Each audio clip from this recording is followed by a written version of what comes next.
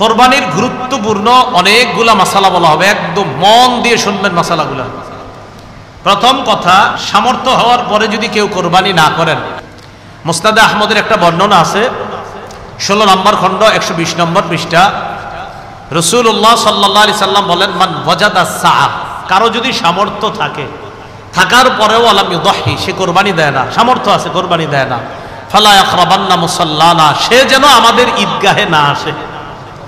রাসূলুল্লাহ সাল্লাল্লাহু আলাইহি সাল্লাম বলেন, সামর্থ্য থাকার পর যদি কেউ কোরবানি না দেয়, সে যেন আমাদের ঈদগাহে না আসে। এখন কোরবানি কার উপর ওয়াজিব, খুব মন দিয়ে শুনবো আমরা। প্রাপ্তবয়স্ক সুস্থ মস্তিষ্ক সম্পন্ন ব্যক্তি, প্রাপ্তবয়স্ক সুস্থ মস্তিষ্ক সম্পন্ন ব্যক্তি, সে যদি নেসাব পরিমাণ মালের মালিক হয়, তার উপর কোরবানি দেওয়া ওয়াজিব। আবার বলছি, সুস্থ মস্তিষ্ক সম্পন্ন নেসাব পরিমাণ মালের মালিক যদি 10, 11, 12 তারিখ এই 3 দিনের কোনো একদিন হয়, 10, 11, 12, আবার বলছি 10ই জিলহজ, 11ই জিলহজ, 12ই জিলহজ সূর্যাস্তের আগে, 12ই জিলহজ সূর্যাস্তের আগে যদি কেউ যাকাত দিতে হয়, যেই নেসাব হইলে ওই নেসাবের মালিক যদি কেউ এই 3 দিন হয়, যাকাত দেয় কয় বছর পুরো হইলে? 1 বছর। এটা 1 বছর না, মাত্র কয়দিন? 3 দিন। হ্যাঁ, 3 দিন, 10, 11, 12 জিলহজ, এই 3 দিন যদি সুস্থ মস্তিষ্ক সম্পন্ন বালেগ বালেগা নারী পুরুষ তাদের কাছে যদি নেসাব পরিমাণ সম্পদ থাকে, তাদের উপর কোরবানি দেওয়া ওয়াজিব। মনে থাকবে তো? আল্লাহ আমল করার তৌফিক দান করেন। এক্ষেত্রে একটা কথা মনে রাখবো, কোরবানির ক্ষেত্রে প্রয়োজনের অতিরিক্ত সম্পদের মধ্যে জমিনও গণ্য করবেন। যেই জমিনের ফসলটা আপনার প্রয়োজনের অতিরিক্ত, মানে এটা আপনার প্রয়োজন না, এটা আপনার না হইলেও চলে, এই জমিনের ফসল না হইলেও চলবে, এটাও কোরবানির নেসাবে ধরবেন। কি বললাম? জমিনের ক্ষেত্রে প্রয়োজনের অতিরিক্ত যে জমিনগুলো আছে, কোরবানি, শুধু কোরবানির নেসাবের ক্ষেত্রে এটাকে আমরা গণ্য করব। আল্লাহ বুঝার তৌফিক দান করেন। অনেকেই আছে কিন্তু আপনার নেসাবের মাল আছে, হয় এই 3 দিনে হয়ে যায় অনেকের, মাশাআল্লাহ। তো যাই হোক, আপনারা তো জানেন কাদের হবে কাদের হবে না, এই জন্য চেষ্টা করা, অন্তত একটা খাসি বকরি দিয়ে দিলেই তো হয়।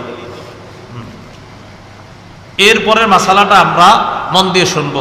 নেসাব স্বর্ণের ক্ষেত্রে 52.5 তোলা স্বর্ণ, স্বর্ণের ক্ষেত্রে 7.5 ভরি স্বর্ণ, রূপার ক্ষেত্রে 52.5 তোলা রূপা, 7.5 ভরি স্বর্ণ অথবা 52.5 ভরি রূপা, 7.5 ভরি স্বর্ণ, আর রূপার ক্ষেত্রে 52.5 ভরি বা তোলা, যেটা বলেন, ভরি বললেও হবে, রূপা।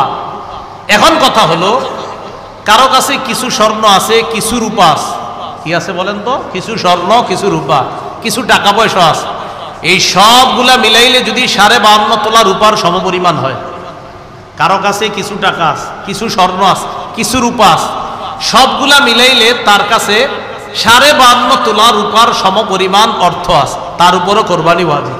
বুঝছেননি?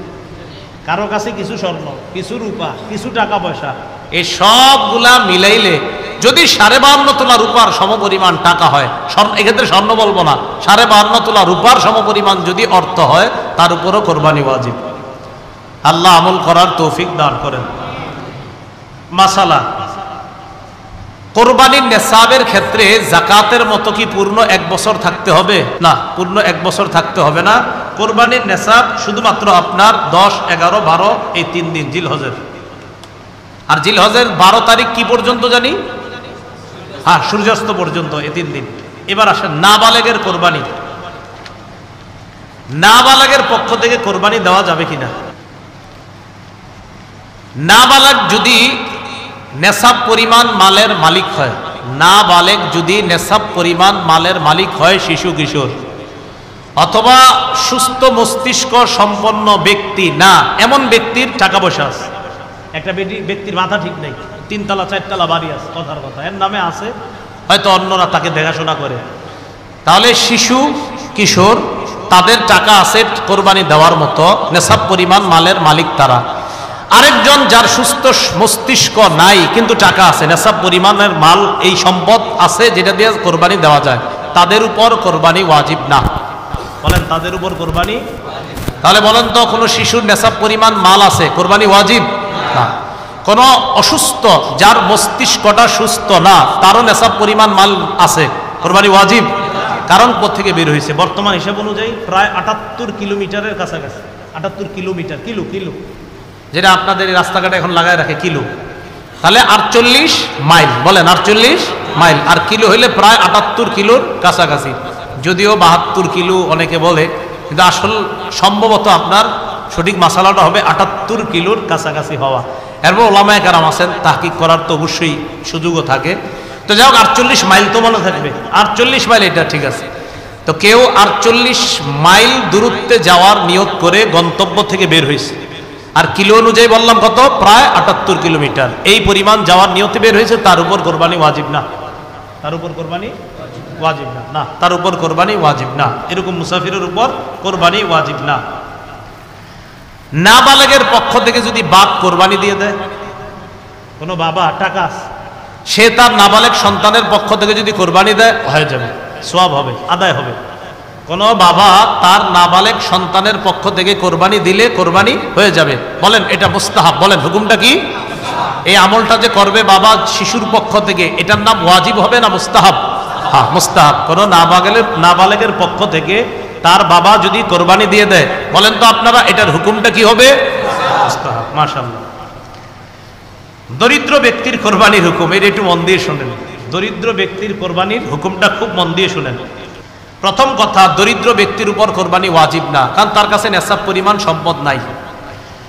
কিন্তু যদি সে কোরবানি করার নিয়তে কোনো পশু ক্রয় করে, আপনি কে কইছে কিনতে, কিন্তু আপনি কিনছেন, দরিদ্র ব্যক্তি, তার উপর কোরবানি ওয়াজিব না, কিন্তু উনি কোরবানির নিয়তে একটা পশু কিনছে, তাহলে কোরবানি ওয়াজিব হয়ে যাবে এটা দেওয়া। দরিদ্র ব্যক্তি যার উপর কোরবানি ওয়াজিব না, তিনি যদি কোরবানির নিয়তে পশু ক্রয় করে, তার জন্য এই কোরবানি পশুটা কোরবানি করা ওয়াজিব হয়ে যায়। মনে থাকবে নি? তাহলে বলেন তো দরিদ্র ব্যক্তির উপর কি কোরবানি ওয়াজিব? না। যদি কিনে, তাহলে ওই পশু কোরবানি করা কি হয়ে যায়? ওয়াজিব হয়ে যায়। আল্লাহ বুঝার তৌফিক দান করেন।